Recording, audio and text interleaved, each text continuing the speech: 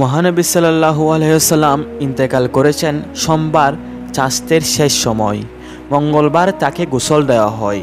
গোসল দিয়েছেন হজরত আব্বাস রাদিয়াল্লাহু তাআলা আনহু, হজরত আলী রাদিয়াল্লাহু তাআলা আনহু, হজরত আব্বাস রাদিয়াল্লাহু তাআলা আনহু এর দুই ছেলে ফজল ও সাকাম, রাসূলুল্লাহ সাল্লাল্লাহু আলাইহি ওয়াসাল্লামের আজাদকৃত দাস সাকরাম, উসামা বিন জায়েদ ও আউস ইবনে খাউলা রাদিয়াল্লাহু তাআলা আনহু। গোসলের পর নবী সাল্লাল্লাহু আলাইহি সাল্লামকে 3টি ইয়েমেনি সাদা কাপড়ে কাফন পরানো হয়। অতঃপর 10 জন করে সাহাবায়ে কেরাম হুজরায় প্রবেশ করে পর্যায়ক্রমে জানাজার নামাজ আদায় করেন। নামাজে কেউ ইমাম ছিলেন না।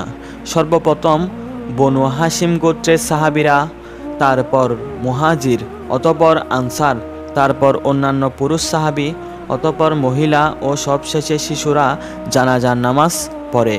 জানাজার নামাজ পড়তে পড়তে মঙ্গলবার সারাদিন অতিবাহিত হয়ে যায়।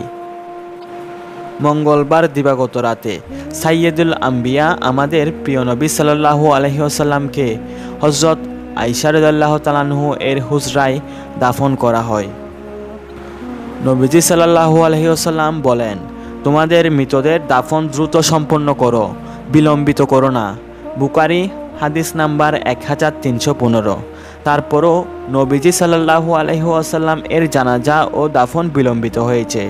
এর কারণ প্রধানত 3টি। 1 নাম্বার কারণ হলো নবীজি সাল্লাল্লাহু আলাইহি সাল্লামের ওফাতের ব্যাপারে অক্ষমতে পৌঁছাতে বিলম্বিত হওয়া।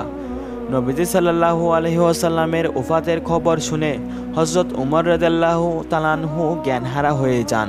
তিনি দাঁড়িয়ে বলতে থাকেন, কিছু কিছু মুনাফিক মনে করে যে রাসূলুল্লাহ সাল্লাল্লাহু আলাইহি ওয়াসাল্লাম ইন্তেকাল করেছেন। আসলে তিনি ইন্তেকাল করেননি। তিনি হযরত মুসা আলাইহি ওয়াসাল্লামের মতো সেই প্রভুর কাছে গেছেন, আবার ফিরে আসবেন। আল্লাহর শপথ, যারা বলে মুহাম্মদ সাল্লাল্লাহু আলাইহি ওয়াসাল্লাম ইন্তেকাল করেছেন, আমি তাদের হাত পা কেটে ফেলব। হযরত আবু বকর সিদ্দিক রাদিয়াল্লাহু তাআলা আনহু রাসূলুল্লাহ সাল্লাল্লাহু আলাইহি ওয়াসাল্লামের ওফাতের সময় নিজ বাড়িতে ছিলেন। খবর পেয়ে দ্রুত ছুটে আসেন। তিনি হযরত উমর রাদিয়াল্লাহু তাআলা আনহুকে শান্ত করার জন্য বসতে বললে উমর রাদিয়াল্লাহু তাআলা আনহু না বসেই আরও উত্তেজিত হয়ে ওঠেন। তখন আবু বকর সিদ্দিক রাদিয়াল্লাহু তাআলা আনহু উপস্থিত সব সাহাবীর সামনে সূরা আলে ইমরানের 144 নম্বর আয়াত তেলাওয়াত করে শোনান। তখন সবাই শান্ত হয় এবং সবাই বুঝতে পারে যে আসলে রাসূলুল্লাহ সাল্লাল্লাহু আলাইহি ওয়াসাল্লাম ইন্তেকাল করেছেন। হযরত উমর রাদিয়াল্লাহু তাআলা আনহু বলেন, হযরত আবু বকর রাদিয়াল্লাহু তাআলা আনহু এর মুখে মুহাম্মদ সাল্লাল্লাহু আলাইহি ওয়াসাল্লাম শুধুমাত্র রাসূল, তার আগেও বহু রাসূল গত হয়ে গেছেন। শ্রবণ করার পর মাটিতে দলে পড়েছিলাম এবং স্পষ্ট বুঝতে পেরেছিলাম যে রাসূলুল্লাহ সাল্লাল্লাহু আলাইহি ওয়াসাল্লাম সত্যিই ইন্তেকাল করেছেন। অতঃপর সবাই ওফাতের ব্যাপারে একমত হওয়ার পর দাফন কাজ সম্পন্ন করা হয়। 2 নাম্বার কারণ হলো দাফনের স্থান নির্দিষ্ট না থাকা। নবীজি সাল্লাল্লাহু আলাইহি ওয়াসাল্লামকে কোথায় দাফন করা হবে তা সাহাবায়ে কেরামের জানা ছিল না। ফলে তাদের মধ্যে মতভেদ দেখা দেয়। কেউ কেউ বলেন জান্নাতুল বাকিতে দাফন করা হোক, কেউ কেউ বলেন মসজিদে নববীতে দাফন করা হোক। আবার কেউ কেউ প্রস্তাব করেন হযরত ইব্রাহিম আলাইহি ওয়াসাল্লামের পাশে সমাহিত করা হোক। এমতাবস্থায় হযরত আবু বকর রাদিয়াল্লাহু তাআলা আনহু বলেন, আমি রাসূলুল্লাহ সাল্লাল্লাহু আলাইহি ওয়াসাল্লামকে বলতে শুনেছি, তিনি বলেছেন নবী যেখানেই মৃত্যুবরণ করেন সেখানেই সমাহিত হন।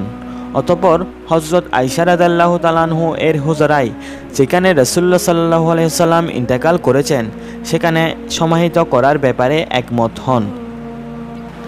3 নম্বর কারণ হলো খলিফা নির্বাচনে ঐক্যমতে পৌঁছাতে বিলম্ব।